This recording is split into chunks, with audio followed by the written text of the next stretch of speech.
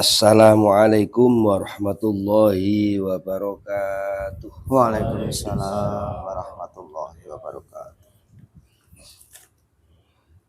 A'udzubillah. Bismillah, alhamdulillah wa syukurillah. Salatu wassalamu ala rasulillah Sayyidina Muhammadin ibni Abdillah wa ala alihi wa sahbihi wa mawalah. La hawla wa la quwwata illa billah.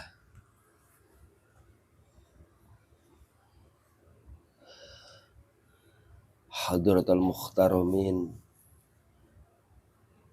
para alim ulama yang senantiasa kita ta'zimi,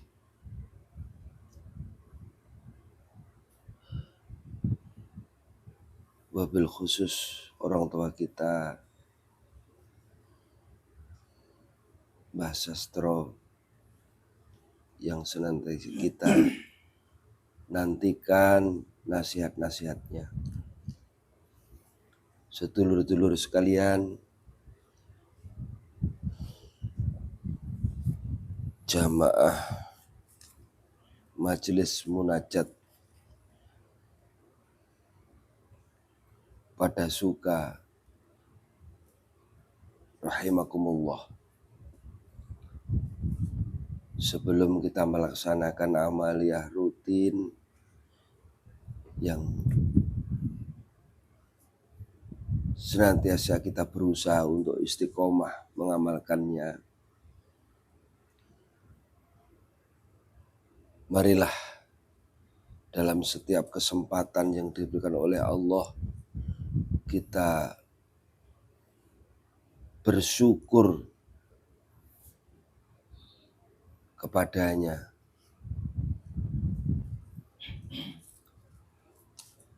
atas nikmat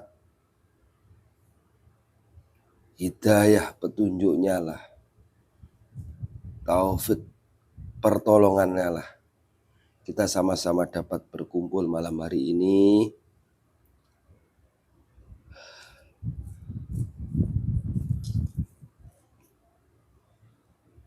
dalam keadaan sehat jiwa dan raga. Semoga langkah kita menuju tempat ini menjadi amal ibadah yang membawa maslahah di dunia sampai di akhirat nanti. Amin Allahumma amin. Tidak lupa syukur pasti gandeng dengan sholawat. Marilah kita bersolawat kepada junjungan kita Nabi Agung Muhammad sallallahu alaihi wasallam.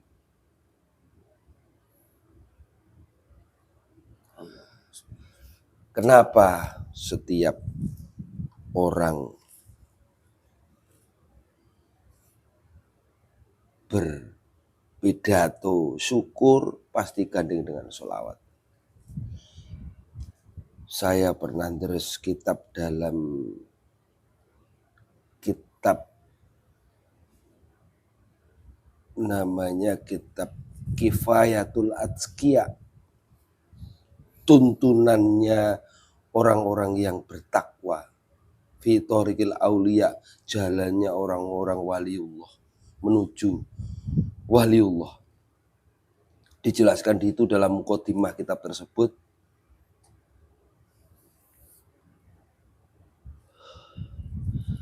Sak jember-jembere, sejorok-joroknya loh, dalam bahasa Indonesianya, kalau bahasa kitabnya kan gitu, sak jember-jembere perkumpulan itu, suatu majelis itu kalau di dalamnya tidak ada sholawat. Tapi kalau di dalamnya masih ada perkumpulan sholawat, bukan tergolong majelis atau perkumpulan yang jorok. Kenapa seperti itu? Karena dengan bersolawat, dengan sholawat, asbab sholawat itu akan menimbulkan bau wangi yang wanginya melebihi wanginya minyak misik dari surga. asbab sholawat itu.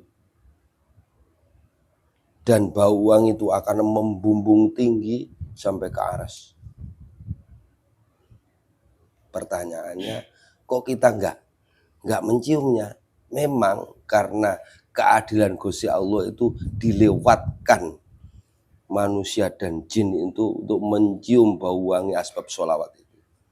Mungkin hanya orang-orang tertentu yang dikasih oleh Allah untuk bisa mencium bau wangi dari asbab sholawat itu. Karena Kanjeng Nabi itu adalah simpanannya sewangi-wanginya, wangi-wanginya, simpanan wewangian. Bahkan sampai diceritakan lalat pun tidak kuasa untuk menempel di kulitnya Kanjeng Nabi. Dan salah satunya yang bisa meniru itu adalah cucu Kanjeng Nabi, yaitu Sultanul Aulia Sayyidina Syekh Abdul Qadir Jilani radhiyallahu anhu. Asbab sholawat itu membumbung tinggi wanginya, naik sampai ke aras. Kecuali jin dan manusia tidak diberikan oleh Allah mencium wangi itu. Kenapa? Itu karena keadilan Gusti Allah. Ilustrasinya seperti ini dijelaskan. Minyak wangi misik dari surga itu kalau tercium, manusia dan jin akan terlena. Sehingga ya enggak akan terasa lapar. Ya makan. Enggak perlu makan lagi, sudah kenyang. Ya, itu keadilan Gusti Allah. Akhirnya nanti kalau kayak gitu mencium kan malas bekerja. Jadi itu kata di samping untuk tentunya memacu kita untuk senang bersolawat. Keyakinan ini harus kita tancapkan. Semoga kita semua nanti di yaumil akhir kita semua tergolong orang-orang yang diakui menjadi umat beliau. Amin. Allahumma amin. Hadirin sekalian, seyogyanya dalam setiap kesempatan munajat ini kita ngaji, mendalami ngaji kitab hikam. Tentunya karena Akhinal Fadil Ustadz Khalid Mawardi ada tugas di pondok pesantren, tidak bisa hadir. Tentunya saya menggantikan sedikit saja untuk sama-sama kita sebelum kita amaliyah, mari kita ada kajian sedikit saja. Saya pernah termasuk dalam kitab Kifayatul Adzkiya. Ini dawuhnya Syekh Abi Sa'id Al-Mubarok. Siapa itu? Yaitu gurunya Kanjeng Syekh Abdul Qadir Jailani.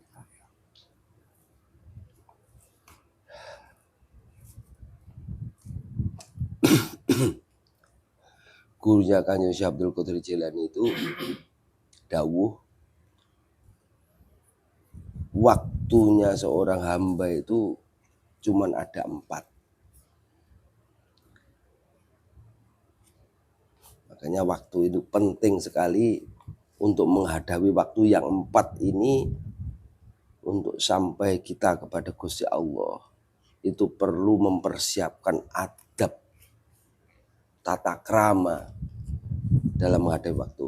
Waktu 4 itu apa saja?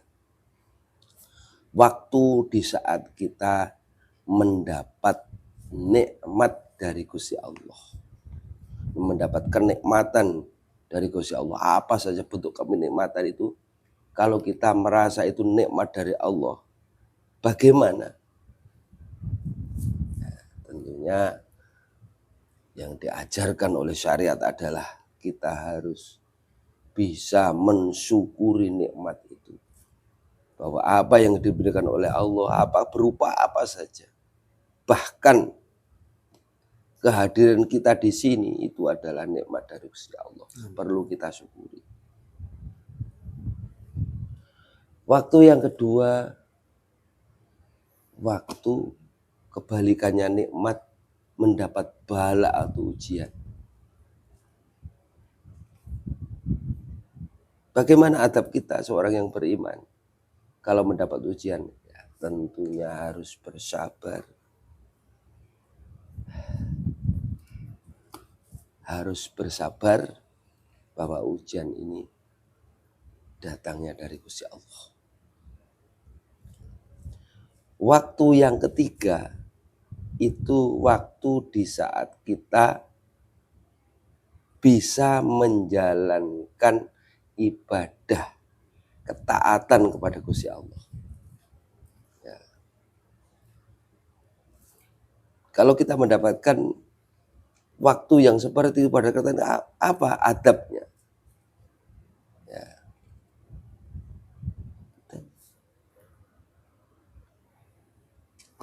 Kita bersyukur kepada Gusti Allah, bahkan di dalam Al-Quran, kul bifadlillahi falyafrahu.